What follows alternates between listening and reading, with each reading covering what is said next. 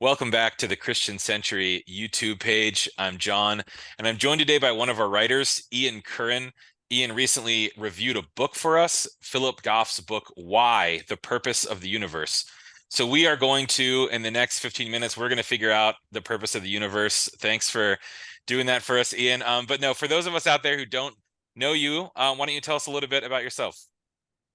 So I teach at George Gwinnett College in the Atlanta area. I'm a senior lecturer there, and I teach a number of different courses. The main course I teach is a world religions class, which was one of the requirements for students. Though I'm a Christian theologian by training, and so I teach a Christian thought class and a New Testament class. I also teach a religion and science class where some of these issues with panpsychism have come up. I'm working on a book called The Vision of Transfiguration, which in the current version, I keep kind of changing it a little bit as I go along in response to what reviewers say. But what I'm trying to do is take the theology of Teilhard de Chardin, who was writing in the early 20th century and is one of the first major people to try to synthesize Christian faith, for him, the Roman Catholic faith, with evolution. So I've drawn his writings and the writings of Sergius Bulgakov, a Russian theologian and philosopher, to try to understand the transfiguration in our contemporary context. And Teilhard de Chardin, as I discovered when I got into his writings, is a panpsychist. And so some of my interest in panpsychism has been tried to look at more contemporary approaches to panpsychism, like Philip Goff, who I wrote about in this article, to show the relevance of Teilhard de Chardin, even though he was writing 100 years ago. And actually, Sergius Bulgakov has a version of a world soul in his writing, which he speaks about through the notion of Sophia, or the divine wisdom that's present in creation. So both of these writers have ideas that we're still thinking about. So, Yeah, so that's great. that's my background. I did my PhD at Emory, a master's degree at Duke. So, wasn't reading Teilhard de Chardin and Bulgakov in graduate school, but I am now. Nice. I've only read a little bit of Teilhard, and what I've read, I like. I'm not an expert. I like the Omega Point. I like thinking about all that stuff. Yeah. For those watching this video who have not read Philip Goff's book, or maybe haven't even read your review of it yet, can you just back us up a few steps and just tell us, like, what is panpsychism? Yeah. Give us kind of a brief overview. Yeah. So panpsychism is kind of one of the solutions to what's called the mind-body problem, right? The mind-body problem is, how is it possible to understand that we have a physical body with a physical brain and also a mind? And, there's different classical answers to that question. The most common answers are materialism, which just says the mind is the physical brain. I mean, that's putting things very simply, but that's essentially the argument. And then dualism, which sees particularly what's called substance dualism, which sees the mind or soul as separate from the physical body and brain. And the major figure here would be Descartes. And then I find both of those solutions intolerable. And so panpsychism is an alternative, and it hasn't been the main alternative in the history of Western philosophy and theology, but it has been one that has attracted some serious defenders historically, and it has gained some traction over the last couple decades among analytic philosophers and some theologians. I mentioned Joanna Leidenhog in my review as a British philosopher who's recently written about this. I think David Bentley Hart, I don't know if he would describe himself as a panpsychist, but he has a real interest in consciousness, and he has a book coming out about it.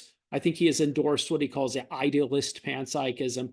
But essentially what panpsychism does is it argues that mind and matter are both fundamentally real, are both fundamentally parts of the physical universe, and are deeply interconnected and intertwined with each other. And uh, we have physical bodies and also a soul, but that uh, kind of that soul body unity that we possess goes all the way down into everything that exists. Although, and this is important to understand, that doesn't mean everything is self-aware. That doesn't mean rocks and stones think and have deep thoughts. It just means there's some really rudimentary, very faint level of consciousness or awareness that exists in all things. um, so that's panpsychism, and it's a one way of responding to the puzzle of why there's consciousness at all, why it exists, and why it's part of our reality. Yeah, thank you. That's helpful. So this book by Philip Goff, Why, is part of, as you said, a trend in the last maybe 20 years where this school of thought is really kind of picking up some steam. I'm curious, since you follow it closely, it's part of your research. Um, where do you see it going, this trend? Is this going to keep just picking up steam and going really mainstream, or do you think it might fall by the wayside?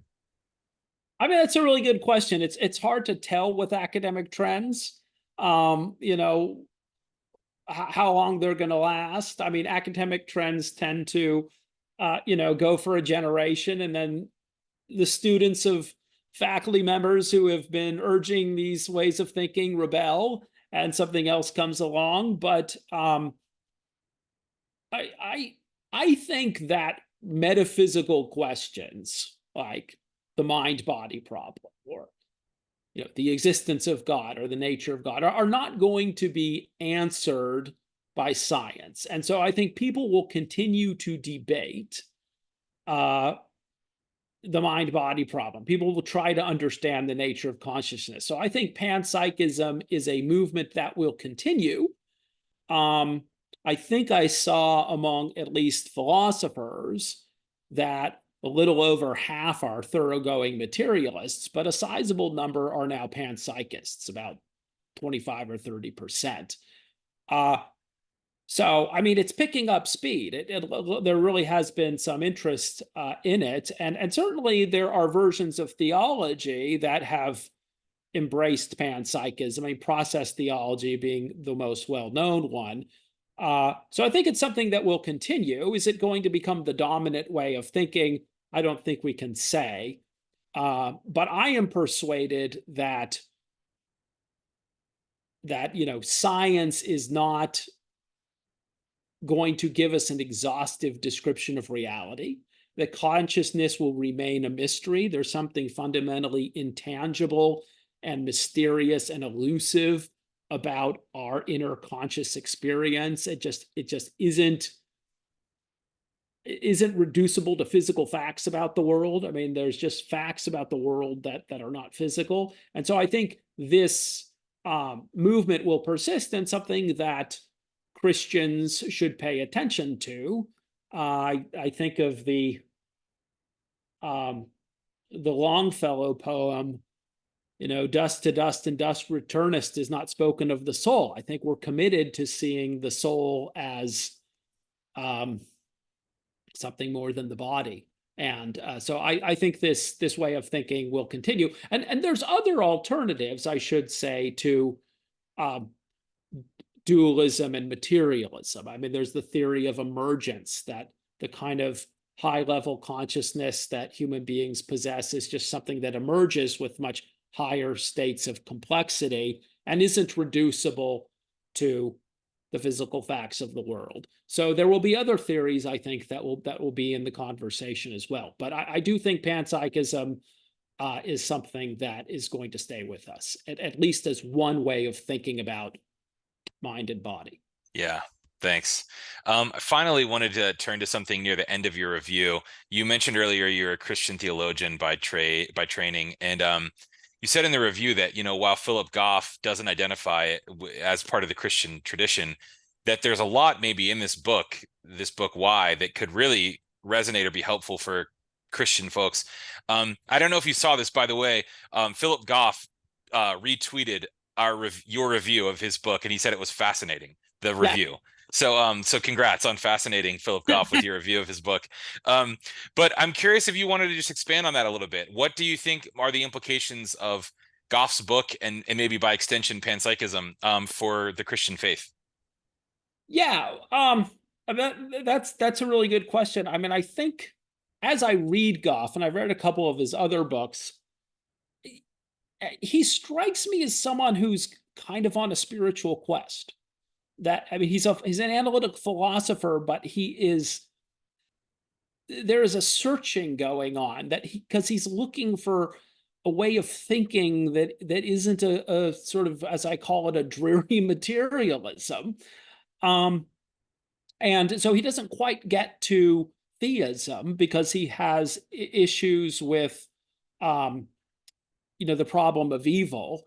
But he does, like in his book, entertain the idea of a God that just isn't absolutely omnipotent. Which some Christian theologians have thought in those terms. So I'm sorry, what was your question exactly? Just what do you think? Why might a Christian be interested in panpsychism or Goff's book if he's not a Christian, and a lot of the panpsychists may not be I Christians? think there are places in his thought that really resonate and I think give support to Christian convictions. I think um, the opposition to materialism. I mean, I guess there are some Christian theologians who defend materialism. I mean, you could argue that we're theory materialist beings, but God's going to act in the future and resurrect us all from the dead as a in the sort of in resurrected bodies. I mean, I guess you could come up with a theological materialism, but I think for a lot of Christians, we don't really want to subscribe to that. So I think that that resonates with us. I think what he says about the fine tuning argument is something that gives, although he derives from the fine tuning argument, this idea that um, the fundamental laws of physics and the masses of the fundamental particles are adjusted in such a precise way that they allow for life and mind. In my reading of that lends support to belief that there's a transcendent mind, namely God, that is the source of everything. And so I think his sympathy with that way of thinking is something that we can latch on to. And his claim that the universe is not just this dead, meaningless place that's cold to human wants, but the fact that we have meaning and purpose in our lives and part of human society is something that is kind of deep down in the laws of physics. We live in such a universe that value and meaning and purpose exists. I think those are all things that we can embrace. And the other thing I mentioned in our article, there's a real open-mindedness in his thinking. I mean, I didn't mention this in my review, but he spends some time talking about the writings of Alvin Plantinga, who has a theistic response to the problem of evil. And he's very respectful of Plantinga's view. I mean, he has a lot of respect for it and thinks it's really well thought out, and he just can't get there himself. And so it's different from reading someone who's not theistic, who's hostile to religion. I mean, and he's the other thing about him, he's very open to religion. He's kind of Christian curious. I think he goes to church. And so he has a positive view of the role of religion and society. And so I think that's something else that we can find that resonates with us. There's a real place for dialogue between Christians and someone who's not a theist, but looks at the world like Philip Goff does. He's just fun to read. Great. Well, anyone out there whose interest has been piqued, there will be some links below in the video description. There'll be a link where you can order Philip Goff's book, Why, and also a link to read the review that we've been talking about from Ian Curran. Ian, thanks so much for joining us and chatting today. Let me add one more thing. I think his Yeah. book, I would also recommend for people interested, his book, Galileo's Error, which came out just a couple of years ago and is written for a general audience and really explains panpsychism very well. Well, then we will also have a link in the video description below to order the book Galileo's Error. Thanks, Ian. It's been a pleasure. All right, great talking to you.